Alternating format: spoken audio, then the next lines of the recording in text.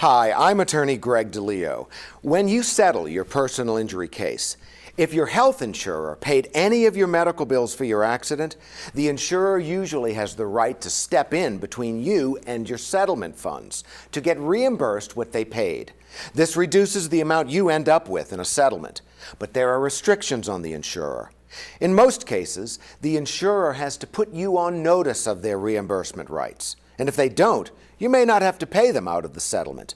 But it's very complicated, both for the client and the attorney. And you'll need an experienced personal injury attorney to represent you not only in your case, but also in negotiating with the health insurer. I'm attorney Greg DeLeo, and this has been your Legal Minute. For more information, you can email me, visit my website, or call me at 504-522-3456. That's 504-522-3456.